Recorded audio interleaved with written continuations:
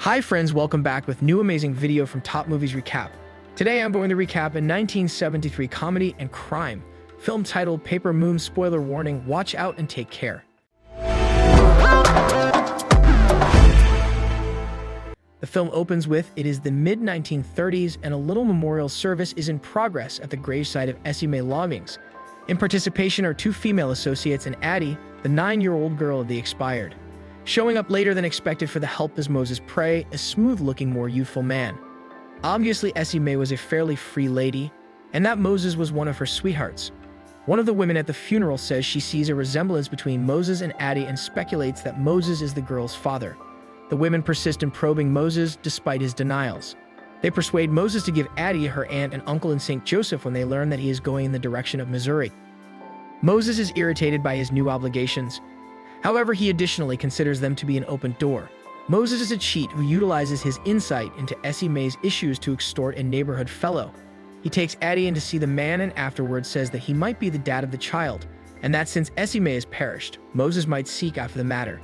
Instead of assuming responsibility for the child, the guy pays Moses $200 to stay quiet, and Moses spends the money on a new automobile and a train ticket for Addie to St. Joseph. Addie, on the other hand, is not an innocent youngster. She overhears Moses talk with his victim and refuses to be used in a con game without being compensated. She wants the $200 Moses received, claiming it is her money.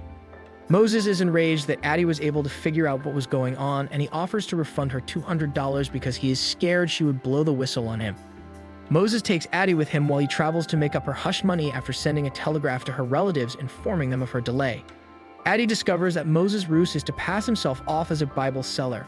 He peruses the local newspaper's obituary section, visits the homes of recently deceased men, and informs their widows that their husbands had ordered a Bible with the woman's name printed on the inside.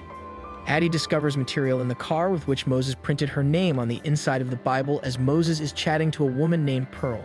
Pearl, moved by the fact that her late husband meant to purchase her a gift, gives Moses the money for the Bible, and Addie recognizes Moses' deception. Moses is irritated with taking Addie alongside him out and about, and she uncovers herself to be savvy past her years every step of the way. She conveys a stodgy box with her containing her main belongings on the planet other than her radio. Addie herself imagines that Moses is her dad, and she helps him to remember this multiple times. However, he denies it reliably. Moses resents Addie's involvement in his con, but he soon discovers that she is a valuable asset when he tries to deceive a widowed woman into buying a Bible, and is confronted by a lawman who questions Moses about his business and identity. Addie saves the day by rushing up to the house and charming the police officer, and she even raises the price of the Bible on the spot. In another case, Addie is moved by a lady who arrives at her entryway encompassed by little children. She denies letting Moses take the woman's cash and instead takes off the book of scriptures for her. Moses is angry with Addie for interfering in his connections, but Addie figures it out that she is presently an accomplice with Moses and their con turns beneficial. Moses too instructs Addie a few con abilities, such as how to con deals clerks out of cash, and Addie's charm is compelling in this respect. When Moses and Addie go to a voyage in Carnival, Moses meets Trixie Charm, who gets to be his sweetheart. Trixie makes an appearance at the carnival as a harem girl, and it's suggested that she does more than essentially move for the male visitors. Moses advises Addie that Trixie and her individual housekeeper, Imogen, would be voyaging with them from presently on, and Addie is rankled that Trixie, who could be an uproarious, irritating lady, will be interfering with their relationship. Addie becomes glum and dodges Trixie, until she features an unbiased chat with the girl, in which Trixie concedes that she can never keep a man for long, which in the event that Addie is persistent, Moses will get tired of her and move on. Addie appears to accept this idea until Trixie persuades Moses to purchase a very expensive new car, after which Addie searches her cigar box and discovers that all of their money has vanished. This is the final straw for Addie, and she plots Trixie's demise right away. Trixie is found in a compromising position with the work area receptionist of the lodging where they are remaining. With the assistance of the focused Imogen, the two of them arrange for Trixie to be caught in a compromising circumstance with the work area receptionist of the inn where they are staying.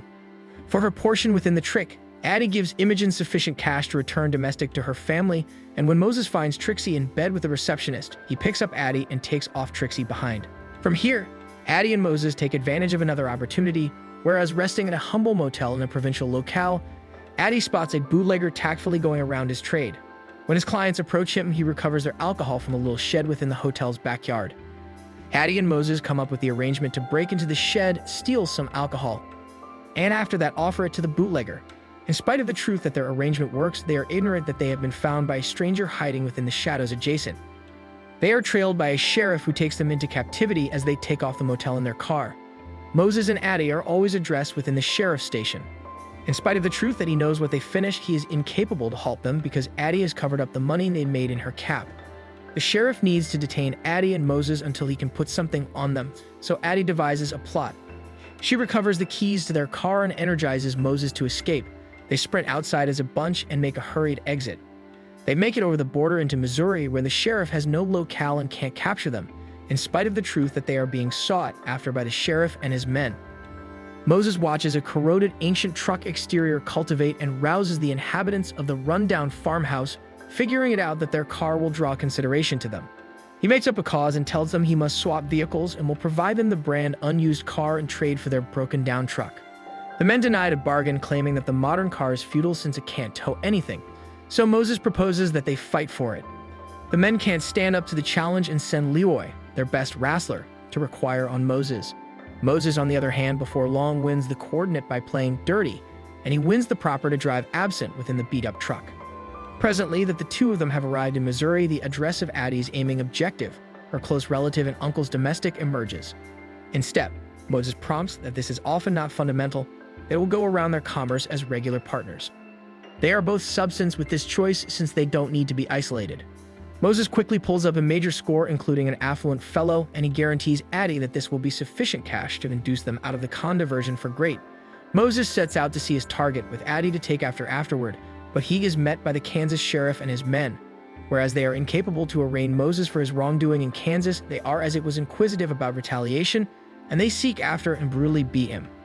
When Moses is lost to be found, bruised and bloodied, lying in a stairway, Addie figures it out something is off base. Presently that savagery has found him, Moses encompasses an altar of heart around having Addie along in this way of life.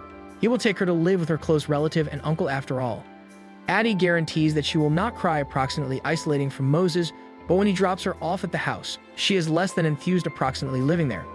Addie's close relative may be a whimsical lady who treats Addie just like the child she is, and Addie is put off by her cloying and excessively cheerful demeanor. In the meantime, Moses is driven up the street in his broken-down vehicle, which slows down and takes off him stranded. He's down on his good fortune, but he's indeed more pitiful by Addie's flight. He looks up into his rays and sees her surging toward the truck within the separate. Despite his joy at seeing her, he puts on a serious expression and stares her down, telling her, "I told you, I don't want you riding with me anymore." At first, Addie is upset, but then she looks him in the eyes and says, "You still owe me $200. Moses is agitated, and the truck begins to pull away from him while he is distracted. They both run after it after Addie shrieks in warning. They all hop in the car and head out to a new location. We hope you enjoyed our video from today. If you enjoyed this video, please hit the like button and subscribe to our channel to receive notifications of new and interesting videos.